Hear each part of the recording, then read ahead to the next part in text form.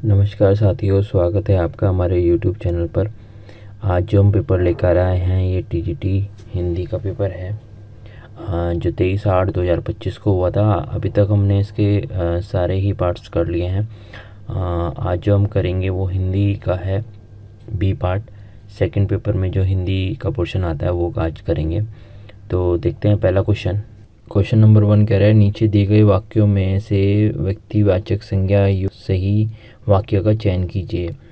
तो इसमें व्यक्तिवाचक संज्ञा के लिए पूछ रहा है, तो ऑप्शन नंबर 4 है इसका आंसर। दीपक ने कहा कि वह कल नहीं आ सकता। व्यक्तिवाचक संज्ञा समझ लेते हैं क्या होता है। जिस संज्ञा से किसी विशेष व्यक्ति, स्थान और वस्तु का नाम पता चले उसे व्यक्तिवाचक संज्ञा कहते हैं। जैसे राम, सीता, दिल्ली, दीपक, गंगा, ताजमहल आदि, ये सब क्या है, व्यक्तिवाचक संज्ञा है। तो अगला क्वेश्चन देखते हैं। क्वेश्चन नंबर 2 क्या कह रहा है, इसमें त्रुटि ढूंढनी है वर्तनी के स्थान में। वर्तनी का मतलब होता है स्पेलिंग, ठीक है। वो स्पेलिंग से आपको पहचानना है कि किस भाग में त्रुटि है। तो ऑप्शन नंबर 4 है इसका। क्वेश्चन नंबर 3 देखते हैं। ये कह रहा है कि नीचे दिए गए वाक्यों में निजी वाचक सर्वनाम युक्त सहित वाक्य के चयन कीजिए। इसमें निजी वाचक सर्वनाम बताना है। ऑप्शन नंबर 1 इसका आंसर है, आप भला तो जग भला। तो ये एक मुहावरा है। निजी वाचक सर्वनाम समझ लेते हैं क्या होता है कि जो सर्वनाम अपने या स्वयं के अर्थ में आए उसे निजी वाचक सर्वनाम कहते हैं। जैसे स्वयं, खुद, अपना, अपने, आप, ये सब क्या है, निजवाचक के संकेत है, ठीक है। अगला क्वेश्चन देख लेते हैं। क्वेश्चन नंबर 4 ये कह रहा है, दिए गए वाक्यों में किस भाग में अशुद्धि है यानी कि त्रुटि हमें बतानी है। एक सेंटेंस दिया हुआ है, इसमें किस भाग में त्रुटि है वो बताना है। तो ऑप्शन नंबर 1 है इसमें, बिखराव करना, तो ये गलत लिखा हुआ है, बाकी सब सही है सेंटेंस में। क्वेश्चन नंबर 5 देख लेते हैं। ये कह रहा है, क्वेश्चन नंबर 5 में एक दोहा दिया हुआ है, इसमें अलंकार बताना है कौन सा है। इसमें ऑप्शन नंबर 4 है, प्रतिवस्तुपा, ये अलंकार होगा इसमें। अगला क्वेश्चन देखिए। क्वेश्चन नंबर 6, निम्नलिखित वाक्यों को क्रम से लिखना है। इसमें लिखा हुआ है यानी 1 2 3 आपको बताना है पहले कौन सा आएगा।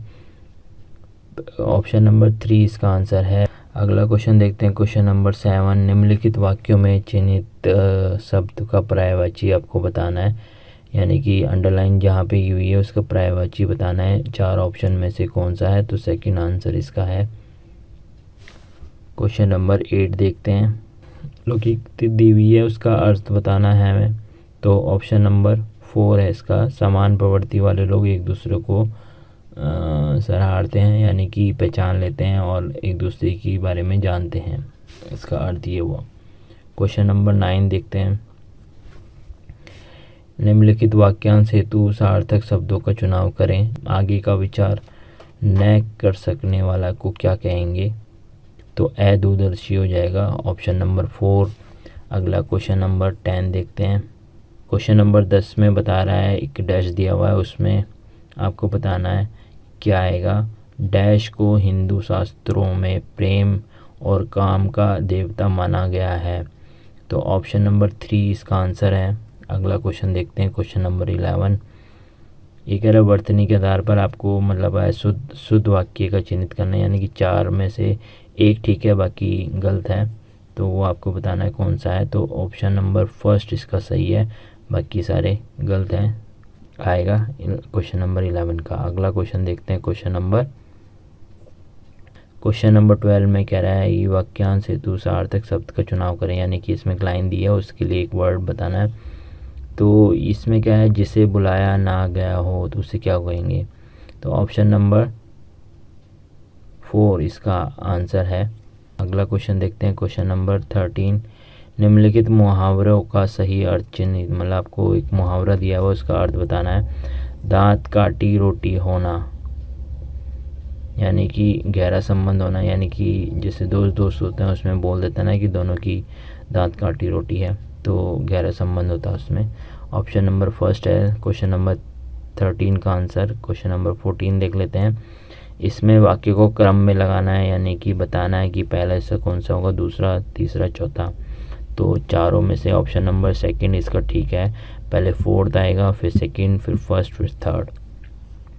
ठीक है, अगला क्वेश्चन देखते हैं, क्वेश्चन नंबर 15। इसमें क्या किया हुआ है कि इसमें योग बनने वाला शब्द बताइए कौन सा है। तो ऑप्शन नंबर सेकंड आंसर आएगा। ऑप्शन नंबर सेकंड इसका है संगम।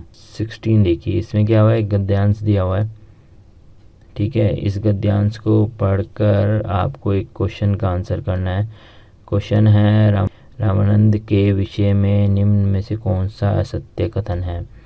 तो पहले क्वेश्चन देख लेते हैं, फिर आपको ये दिखाते हैं।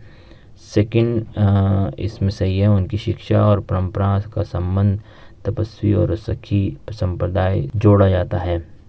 ठीक है, क्वेश्चन नंबर 17 देखते हैं। ये भी आपका पैराग्राफ पे ही है, उसी पैराग्राफ पे। तो अगला क्वेश्चन देखते हैं। ये कह रहा है, रामानंद ने राम के अतिरिक्त से किस स्तुति के पद रचे हैं। तो इसका आंसर होगा तीसरा। ठीक है, तो गद्यांश को अच्छे से पढ़ के फिर आंसर करेंगे तो बहुत एकदम ठीक आंसर आएगा। क्वेश्चन नंबर 18 देखते हैं। ये भी गद्यांश, भरत मिलाप निम्न में से किसकी रचना है। तो इसमें दिया है, आंसर है इसका ईश्वर दास ने। ठीक है, अगला क्वेश्चन देखते हैं। Question number 19। निम्न में से असत्य कथन कौन सा है। इसमें 4 में से आपको 3 सही है, एक गलत है, वो बताना है। तो जो तीसरा ऑप्शन है वो गलत है। उन्होंने उदासी संपदा के लिए रास्ता साफ कर दिया था। तो ये थर्ड ऑप्शन इसका आंसर है। क्वेश्चन नंबर 20 देख लेते हैं। स्तुति का विलोम बताना है। स्तुति का विलोम होता है निंदा। ऑप्शन नंबर फर्स्ट पार्ट आ गया है हिंदी का ही। अब ये कह रहा है कि निम्नलिखित रचना का प्रकाशन वर्ष बताइए। ये एक रचना है, इसमें बताना है आपको किस वर्ष हुई है ये। तो 1959 में हुई थी। ऑप्शन नंबर सेकंड इसका आंसर। क्वेश्चन नंबर सेकंड कह रहा है, निम्नलिखित में से एकांकी का चयन कीजिए। तो इसमें फर्स्ट ऑप्शन है आत्मदान। तीसरा क्वेश्चन है इसका, उच्चारण की दृष्टि से, यानी कि जो दंत की सहायता से बोला जाए वो ऑप्शन बताना है आपको। तो ऑप्शन नंबर थर्ड है इसका थ। बोल के देखिए, थ। देखिए, जीभ को दांतों के नीचे से आपको टच करना है, तो इसमें थ वर्ड नहीं गया, तो दांत की सहायता से बोला जाता है ये। ऑप्शन नंबर 4 कह रहे हैं, निम्नलिखित में से कौन सा कहानीकार प्रेमचंद युग का नहीं है। तो ऑप्शन नंबर फर्स्ट है इसका निर्मल वर्मा। क्वेश्चन नंबर 5 देखते हैं। इसमें कह रहा है कि मनोहर शाम जोशी के कुरकुर स्वाहा उपन्यास का प्रकाशन किस वर्ष हुआ था। तो ये 1980 में हुआ था। ऑप्शन नंबर फर्स्ट है इसका आंसर। क्वेश्चन नंबर 6 देखते हैं। किशोरीलाल गोस्वामी एक ऐतिहासिक उपन्यास पर किस प्रभाव प्रचलित होता है। तो ये है ऑप्शन नंबर फर्स्ट बंकिम बाबू का। क्वेश्चन नंबर 7 देखते हैं। निम्नलिखित वर्णों में से कौन सा वर्ण का उच्चारण स्थल कंठ से है, यानी कि आपको बताना है कंठ से जो की सहायता से जो बोला जाए। गे गे गे, देखिए पीछे गले से एकदम पेट से आवाज़ आ रही है गे गे। ये कहीं जीभ और दांत टच नहीं हो रहे हैं, तो कंठ से आ रही है ये आवाज़। तो गे ऑप्शन बिल्कुल ठीक है, फर्स्ट ऑप्शन। अगला क्वेश्चन देखते हैं। क्वेश्चन नंबर 8, हिंदी समीक्षा की एक प्रमुख प्रवृत्ति नहीं है। तो ये फर्स्ट ऑप्शन है इसका, रीतिकालीन लक्षण ग्रंथों की परंपरा का काव्यांग विवेचन। ठीक है, ऑप्शन नंबर फर्स्ट इसका आंसर है। क्वेश्चन नंबर 9 देखते हैं। ये कह रहा है कि तद्भव निम्न में से तद्भव सब पहचानिए। तो इसमें ऑप्शन नंबर 4 है इसका तद्भव का, कोर। क्वेश्चन नंबर 10 देखिए। ये कह रहा है डॉक्टर राम विलास शर्मा ने हिंदी साहित्य के इतिहास में आधुनिक काल का आरंभ स्वीकार किया। तो ये किस वर्ष हुआ था, ये आपको बताना है। तो ये 1868 ईस्वी में हुआ था।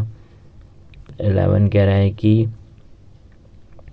कुल कितनी शब्द शक्तियाँ होती हैं। तो ये 3 होती हैं। ऑप्शन नंबर 3 इसका, ऑप्शन नंबर 4 इसका आंसर है। क्वेश्चन नंबर 12 देखते हैं। आचार्य रामचंद्र शुक्ल के अनुसार रीतिकाल का समय सीमा है, ये है 17s to 90s। Option number first इसका आंसर है। क्वेश्चन नंबर 13 देखते हैं। ये कह रहे हैं निम्नलिखित में से कौन सा विकल्प घोष वर्णों का है। तो पहला ही ऑप्शन है ये रे ले वे। क्वेश्चन नंबर 14 देखते हैं। सरयू पार की यात्रा के लेखक कौन हैं। तो ऑप्शन नंबर फर्स्ट है भारतेंदु हरिश्चंद्र हैं इनके लेखक। क्वेश्चन नंबर 15 देखते हैं। क्वेश्चन नंबर 15 में बोला है अबला जीवन हाय तुम्हारी यही कहानी, आंचल में है दूध आँख में पानी। तो ये एक व्यंजना है, तो इसमें आपको बताना है कौन सी है ये। तो ऑप्शन नंबर फर्स्ट है आरती व्यंजना। क्वेश्चन नंबर है 16। अंतकरण की वर्तित योग्य चित्र का नाम कविता है। इस किसका कथन है ये। तो ये कथन है ऑप्शन नंबर 2 महावीर प्रसाद त्रिवेदी का। क्वेश्चन नंबर 17 कह रहा है वर्तनी की दृष्टि से, यानी कि स्पेलिंग हमें चेक करनी है, त्रुटि आपको बतानी है कौन से भाग में है। तो ऑप्शन नंबर 4 है इसका, जो आधुनिक शिक्षा के प्रसार है, ये इसने। क्वेश्चन नंबर 18 देखिए। आचार्य रामचंद्र शुक्ल ने भक्ति काल का समय माना है। तो ये 1375 से लेकर 1700 ईस्वी तक माना है। ऑप्शन नंबर 3 है इसका आंसर। क्वेश्चन नंबर 19 देखते हैं। ये कह रहे हैं निम्नलिखित में से डॉक्टर राम कुमार वर्मा का अंकित संग्रह है। तो ये कौन सा है इसमें, रेशमी टाई। ऑप्शन नंबर 3 है इसका आंसर। क्वेश्चन नंबर 20 देखते हैं। कनक का है पर्यायवाची स्वर्ण है, पर्यायवाची बताना है इसमें। सेकेंड पार्ट का फर्स्ट क्वेश्चन देखते हैं। निम्नलिखित रचनाकार और उनकी रचनाओं के असंगत युगम की पहचान कीजिए, यानी कि 3 इसमें सही है संगत युगम और एक गलत है, तो वो है 3rd उदय प्रकाश पथ का गीत। ऑप्शन नंबर 3 है इसका आंसर। अगला क्वेश्चन देखते हैं। क्वेश्चन नंबर 2 साकेत में कितने स्वर्ग हैं। तो ये 12 होते हैं। ऑप्शन नंबर 2 है इसका आंसर। और 3rd देखते हैं। निम्नलिखित में से कौन सी रचना भवानी प्रसाद मिश्र द्वारा रचित नहीं है। तो ऑप्शन नंबर 4 है इसका, मृग यंत्र रचना। ऑप्शन नंबर 4 है इसका आंसर। क्वेश्चन नंबर 4 देख लेते हैं। ये कह रहा है प्रयोगवाद के संबंध में कौन सा कथन सत्य नहीं है। तो ऑप्शन नंबर 2 है इसका आंसर। प्रयोगवादी कवियों ने कविता के व्यापक जन जीवन का आंकन किया है, सत्य नहीं है, बाकी सब सही है। ऑप्शन नंबर 5 देखते हैं। समकालीन कविता के संबंध में कौन सा कथन उपयुक्त नहीं है। तो ऑप्शन नंबर फर्स्ट है इसका आंसर, बाकी सारे सही हैं। अगला क्वेश्चन देखते हैं। क्वेश्चन नंबर 6 ये कह रहा है कि प्रयोगवादी कवियों को नई राह ने अन्वेषित किसने किया। ऑप्शन नंबर 3 है इसका, अज्ञन है। क्वेश्चन नंबर 7 देखते हैं। क्वेश्चन नंबर 7 कह रहा है नरेश मेहता द्वारा रचित संज्ञा के एक रात का प्रकाशन कब वर्ष हुआ था। तो ये 1962 में हुआ था, 1962 ईस्वी में। ऑप्शन नंबर फर्स्ट है इसका। क्वेश्चन नंबर 8 है न्यूटन किस रचनाकार की आत्मकथा है। तो ये ओम प्रकाश वाल्मीकि जी हैं जिनकी ये आत्मकथा है। तो ऑप्शन नंबर 4 है इसका आंसर। अगला क्वेश्चन है क्वेश्चन नंबर 9। मनुष्य की मुक्ति की तरह कविता की भी मुक्ति होती है। सर्वप्रथम यह वाक्य कब प्रयोग किया गया। तो ये परिमल की भूमिका है उसमें प्रयोग किया गया था ये। ऑप्शन नंबर 3 है इसका आंसर। Question number 10। निम्नलिखित काव्य पंक्ति छायावत काव्य धारा में से संबंधित नहीं है। आपको वो बताना नहीं है वाले को आप ध्यान से करना। कभी हम इसका उल्टा कर देते हैं जल्दबाजी में। तो ऑप्शन नंबर 2 है इसका आंसर। तो ये कह रहा है काव्य पंक्ति छायावादी काव्य धारा से संबंधित नहीं है, तो सेकंड है इसमें। क्वेश्चन नंबर 11 देखते हैं। त्रिवेदी युगीन कविता संबंध में निम्नलिखित में से कौन सा कथन सत्य नहीं है। तो ऑप्शन नंबर 4 है इसका। त्रिवेदी युगीन कवियों का बल स्वदेशी और विदेशी वस्तुओं के बहिष्कार पर था। क्वेश्चन नंबर 12 देख, भरत मुनि को किस समय का माना जाता है? ऑप्शन नंबर 12 है। ऑप्शन नंबर 4 है। क्वेश्चन नंबर 13 देखते हैं, निम्नलिखित में द्विवेदी युगीन काव्य की पहचान करें। तो ये भारत भारती है। ऑप्शन नंबर 2 इसका आंसर है। क्वेश्चन नंबर 14 देखते हैं, ननु शब्द कामम किस आचार्य की काव्य लक्षण है? तो ऑप्शन नंबर फर्स्ट है इसका।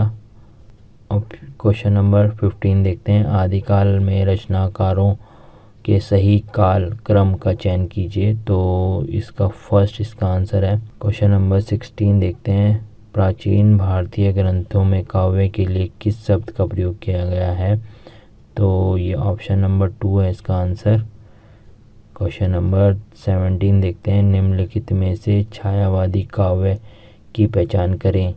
थर्ड इसका ऑप्शन है। क्वेश्चन नंबर 18 देखते हैं, मेपल काव्य ग्रंथ की रचनाकार हैं प्रभाकर माचवे। ऑप्शन नंबर 4 है इसका आंसर। क्वेश्चन नंबर 19 देखते हैं, शरीर रूपी काव्य की आत्मा का नाम ऋति है, इस कथन किस का आचार्य का है? ये आचार्य वामन का है। ऑप्शन नंबर 3 है।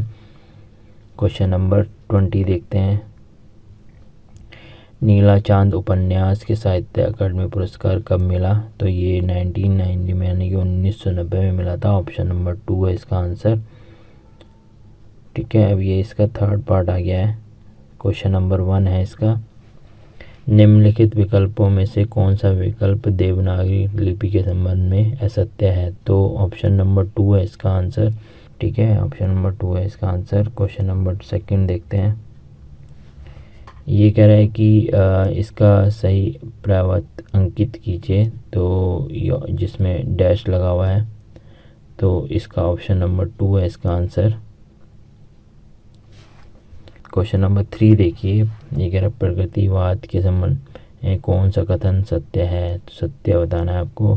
तो ऑप्शन नंबर 3 इसका आंसर बिल्कुल ठीक है। अगला क्वेश्चन देखते हैं, क्वेश्चन नंबर 4। ये कह रहा है क्वेश्चन नंबर 4 कह रहा है, कुंभ का अनेकार्थ शब्द बताइए आपको क्या है? तो कुंभ का मतलब होता है ऑप्शन नंबर 2 हाथी का मस्तक। क्वेश्चन नंबर 5 देखते हैं, देवनागरी लिपि का विकास किन लिपियों से हुआ है? तो ऑप्शन नंबर फर्स्ट है इसका आंसर, गुप्त लिपि और कुटिल लिपि से। क्वेश्चन नंबर 6 देखते हैं, निम्नलिखित में से किस वाक्य के सर्वनाम संबंधी अशुद्धियाँ हैं? तो सर्वनाम की अशुद्धियाँ बतानी है, इसमें कौन सी हैं? तो कौन से वाक्य में है? तो पहले में है, ऑप्शन नंबर फर्स्ट है इसका आंसर। क्वेश्चन नंबर 7 देखते हैं, इसमें आपको वाक्य पूर्ण करना है और डैश की जगह बताना है क्या आएगा। तो ऑप्शन नंबर फर्स्ट है इसका आंसर, महान आएगा।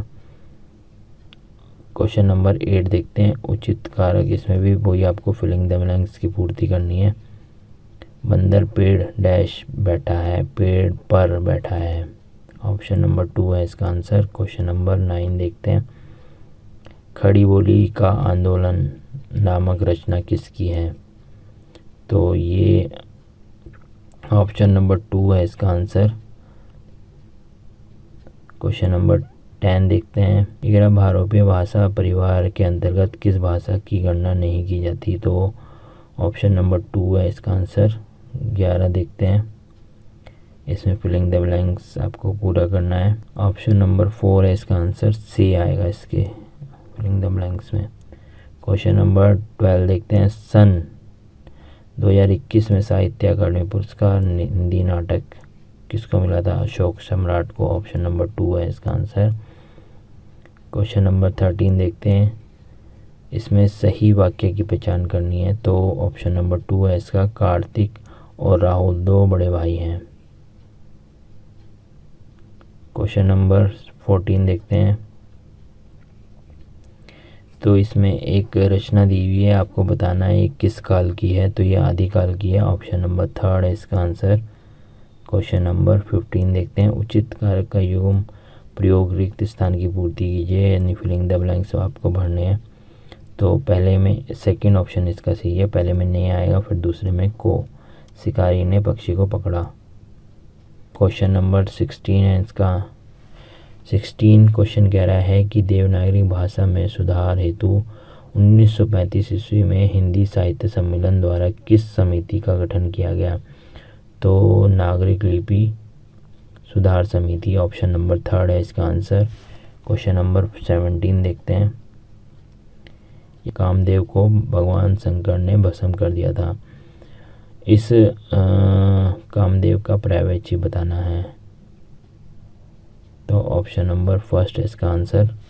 क्वेश्चन नंबर 18 देखते हैं ये क्या कह रहा है। इसमें एक कथन दिया हुआ है और आपको बताना है ये किसने कहा था। तो ये धीरेन्द्र वर्मा ने कहा था, ठीक है। ऑप्शन नंबर 2 है इसका आंसर। क्वेश्चन नंबर 19 देखते हैं। ये कह रहा है सूरदास की रचना साहित्यिक लहरी किस विषय में है? तो अलंकार से है ये, ऑप्शन नंबर 2 है इसका आंसर। क्वेश्चन नंबर 20 देखते हैं। हिंदी भाषा के विकास को कितने भागों में बांटा गया? तो 5 भागों में बांटा गया था, ऑप्शन नंबर 2 है इसका आंसर। अगला 4th इसका पार्ट आ गया है। तो ये कह रहा है कि वर्तनी से हमें बताना है कि कौन सी भाग में गलती है। ऑप्शन नंबर 1 ही है इसका, ठीक है, जिसमें गलती है। क्वेश्चन नंबर 2 देखते हैं। फिलिंग द ब्लैंक्स भरना है आपको। इसमें ऑप्शन नंबर 1 ही आएगा। वासर के समय धाम तेज होती है। क्वेश्चन नंबर 3 क्या कह रहा है कि इसमें एक कथन दिया हुआ है, ये कह रहा है किस भारतीय अनुच्छेद के अंतर्गत आता है ये? तो ये अनुच्छेद 343 में आता है, ऑप्शन नंबर 2 है इसका आंसर। क्वेश्चन नंबर 4 देखते हैं। इसमें सही संधि संयोजन बताना है कौन सा है। तो वाक प्लस ईश, तो ऑप्शन नंबर 2 है इसका आंसर। क्वेश्चन नंबर 5 देखते हैं। हिंदी भाषा का वह रूप जो आदर्श, शुद्ध और स्वस्वीकृति, प्रतिष्ठित और सब मान्य को हो, क्या कहलाता है? तो मानक हिंदी कहलाती है। इसमें ऑप्शन नंबर 2 है इसका आंसर। क्वेश्चन नंबर 6 देखिए। लीलिमा पुरुष यानी कि फिलिंग द ब्लैंक्स आपको पूरा करना है। के बिना ही रह सकती, तो ऑप्शन नंबर 1 है इसका answer. Question number 7। Question number 7 पूछ रहा है उचित कारक का प्रयोग करते हुए वाक्य पूर्ण कीजिए। तो वाक्य पूर्ण यानी फिलिंग द ब्लैंक्स बनने को कह रहा है। तो पहला ही ऑप्शन है में, तालाब में सुंदर कमल खिला। क्वेश्चन नंबर 8 देखिए। देवनागरी लिपि में सर्वनाम किस पंचमाक्षर के स्थान पर अनुसार क्या प्रयोग का प्रस्ताव रखा? तो ये श्याम सुंदर दास जी ने रखा था ये, ऑप्शन नंबर 1 है इसका आंसर। क्वेश्चन नंबर 9 कह रहा है कि सही संधि विच्छेद बताना है आपको। तो पहला ही है इसका ऑप्शन, ठीक है, दीक्षा प्लस अंत। क्वेश्चन नंबर 10 कह रहा है हिंदी भाषा का परिवार कौन सा है? तो ये भारोपीय है। क्वेश्चन नंबर 11 कह रहा है निम्नलिखित में से वाक्य में सही वाक्य का चयन करना है। तो ऑप्शन नंबर 3 है इसका, माली पौधे को पानी दे रहा है, तो ये सही है। क्वेश्चन नंबर 12 देखते हैं। वर्तनी की दृष्टि से दिए गए वाक्य के किस अंश की त्रुटि में है पहचानिए। शुक्ल जी के अनुसार पद्मावत जासी का अक्षर कीर्ति का आधार है। तो ये है 3 है, कीर्ति का आधार में गलती है, बाकी सही है। त्रुटि वाला भाग बताना है आपको, तो 3rd ऑप्शन ठीक है। क्वेश्चन नंबर 13 देखते हैं। मुहावरा दिया हुआ है, इसकी सही बतानी है। नज़र बंद करना, जेल में रखना, ऑप्शन नंबर 3rd है इसका। क्वेश्चन नंबर 14 निम्नलिखित में से किस विकल्प विसर्ग संधि युक्त शब्द है? तो इसमें ए और सी है, बाकी से गलत है। क्वेश्चन नंबर 15 देखते हैं। निम्नलिखित में से कौन सा कथन मानक हिंदी के संबंध में सही नहीं है बताना है। तो 2nd ऑप्शन है इसका आंसर। क्वेश्चन नंबर 16 देखिए। वह साइकिल, फिलिंग द ब्लैंक्स भरना है। वह साइकिल से विद्यालय जाता है, ऑप्शन नंबर 4 है। क्वेश्चन नंबर 17 देखिए, भारतीय संविधान के किस अनुच्छेद में राज्य भाषा के रूप में हिंदी का विकास के लिए निर्देश है? तो ऑप्शन नंबर थर्ड इसका अनुच्छेद 351 में। क्वेश्चन नंबर 18 है, इसमें जो डैश दिया हुआ है उसका पर्यायवाची बताना है, तो इसका पर्यायवाची है नौका। ऑप्शन नंबर 2 है इसका आंसर। क्वेश्चन नंबर 19 देखते हैं, ये कह रहा है कि इसमें भी आपको पर्यायवाची बताना है जिसके नीचे डैश दिया हुआ है कली का, तो ऑप्शन नंबर थर्ड है इसका आंसर। क्वेश्चन नंबर 20 देखते हैं, निम्न में से अलंकार शब्द अलंकार नहीं है कौन सा है? तो इसमें ऑप्शन नंबर फोर्थ है इसका आंसर। ठीक है, अब ये लास्ट है इसका पार्ट हिंदी का। इसमें पैराग्राफ दिया हुआ है, इसमें पैराग्राफ पढ़ के आपको आंसर करना है। तो पहला है उपयुक्त गद्यांश में शीर्षक चुनना है इसमें, तो शीर्षक है इसका गाँव की स्त्रियाँ और उनका महत्व। तो अगला क्वेश्चन दिया हुआ है, इसमें गद्यांश पढ़ के इसका आंसर करना है। ये कह रहा है कि फिलिंग द ब्लैंक्स भरो, कर्म ने तो भाग्य तक बदले हैं, तो इसमें आएगा ऑप्शन नंबर 4। इस पैराग्राफ को पढ़ के फिर क्वेश्चन का आंसर है क्वेश्चन नंबर 3। इसमें क्या किया हुआ है कि गद्यांश के आधार पर इसका उत्तर देना है। दुष्काल पड़ने पर किसने सर्पग्न हल जलाया था? तो राजा जनक ने। ऑप्शन नंबर फर्स्ट है इसका आंसर। इसके बाद पैराग्राफ दिया हुआ इसका क्वेश्चन है, निम्नलिखित दुष्काल शब्द का उचित शब्दार्थ बताइए। तो दुष् का मतलब होता है बुरा समय। Option number first. फिर है क्वेश्चन नंबर 5, निम्नलिखित विकल्प में ऊर्जावान शब्द का विलोम शब्द बताना है, तो शक्तिहीन आएगा। Option number first. Question number 6 देखिए, कह रहा है राखी गढ़ी की चौड़ी सड़कों से स्पष्ट होता है कि यहाँ अधिक आबादी थी। ठीक है, ऑप्शन नंबर फर्स्ट है इसका। क्वेश्चन नंबर 7 देखिए, ये कह रहा है राखी गढ़ी को एशिया की विरासत स्थलों में स्थान मिला क्योंकि इसके नष्ट हो जाने का खतरा है। ठीक है, इसलिए इसको स्थान मिला गया है। क्वेश्चन नंबर 8 देखिए, पुरातत्व विशेषज्ञ राखी गढ़ी की विशेष रुचि ले रहे हैं क्योंकि यह काफ़ी प्राचीन है और बड़ी सभ्यता हो सकती है। इस गद्यांश के अनुसार ये इसके आंसर दिए गए हैं। ठीक है, अगला क्वेश्चन है, राखी गढ़ी वर्तमान में किस प्रांत का हिस्सा है? तो ये हरियाणा सेकंड ऑप्शन है। क्वेश्चन नंबर 10 देखते हैं, किस सिंधु सरस्वती सभ्यता का सबसे बड़ा नगर माना गया है? तो राखी गढ़ी है। ये था हमारा हिंदी का पार्ट पूरा, जो कि टीजीटी हिंदी का पेपर था, जो कि 23/8/2025 में हुआ था। आज हमने इसका हिंदी का पार्ट किया है पूरा, जो सेकंड पेपर बी पार्ट आता है उसको आज हमने किया है। तो मिलते हैं अगले वीडियो में। Thank you.